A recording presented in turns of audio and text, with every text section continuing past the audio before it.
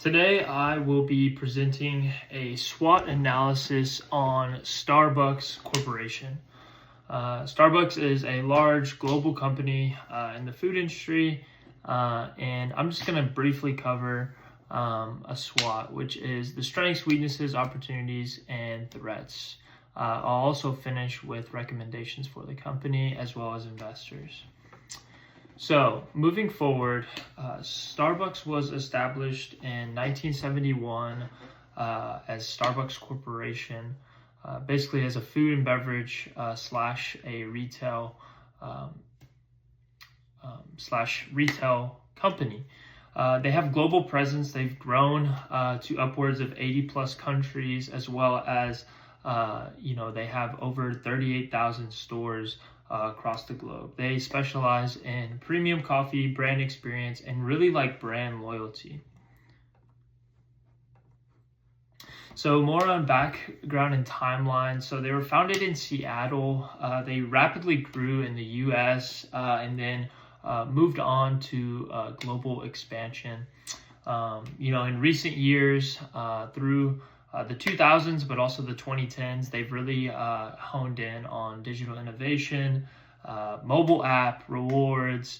In 2020, we did see kind of a decline in a lot of ways with the rise of COVID, disrupting some of the dynamics of what made Starbucks special. But in 2023 to present, they've really seen a rise.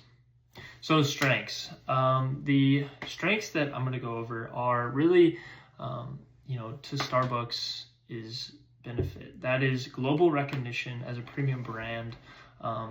Anybody who's anybody knows the Starbucks logo.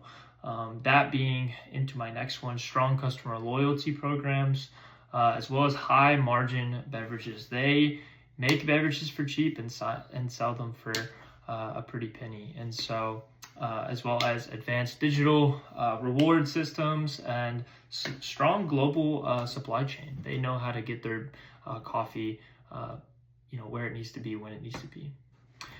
Moving on to weaknesses. So some weaknesses that I found as I was analyzing Starbucks was really high product pricing as well as labor cost in union issues and overdependence on the U.S. and just all the stipulations that go into that, as well as store saturation. They honestly have too many stores. I mean, I could tell you, even driving to my house, that I stop by at least 3 Starbucks, right? So that limits them in innovation compared to their competitors. Some opportunities. So moving on to opportunities, really expansion into emerging markets, right? Like we see, especially in Dallas, the coffee scene is just constantly evolving, constantly expanding, and new product innovation, whether that's cold drinks, energy drinks, leading into the third one, which is sustainability and ethical sourcing. I think a lot of the talk around Starbucks is ethics, is how are they getting their beans? Where are they coming from? And I think they could do a better job of that. And it's really an opportunity, as well as technology and AI driven personalization, whether it's through their app and in store. They can really utilize AI to make the customer experience that much better. Strategic partnerships and licensing, just partnering with big organizations, schools, which they already do, but I think it can furthermore be an opportunity for them. Moving on to threats. So some threats that really are threats to Starbucks are rising commodity costs, coffee, dairy, increased competition. Dunkin' and McDonald's do a lot of the same things. Economic downturn. People don't want to pay $9 for a coffee. Regulatory labor pressure. They're not paying enough and they can't pay their employees enough. Changing customer health preferences. A lot of their drinks are full of sugar, and that's really a threat to them.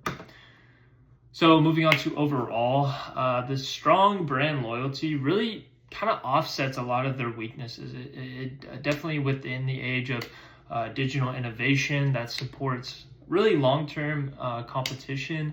And really growth depends on international expansion and really cost control. Cost control is big. but really external threats ultimately drive, economic and labor pressures to improve. Moving on to some recommendations for the company. Really long-term holding, as an investor in this company, I would say it's a good investment. I would say be optimistic. Many people have strong brand loyalty, and it's a global brand. Like, this is a massive, massive, massive company. Short-term volatility shouldn't lean you away from investing in this company. And inflation comes and goes. And so from the company's perspective, within that, invest in international markets, continue to push digital personalization, and ultimately really address the labor concerns, address the supply chain concerns, and just do a better job of protecting your image as a brand. Ultimately, I just want to say thank you for spending this time. Professor Jordan, I really appreciate everything this semester, and I pray that you have a blessed next semester and a blessed holiday season. So Merry Christmas and thank you.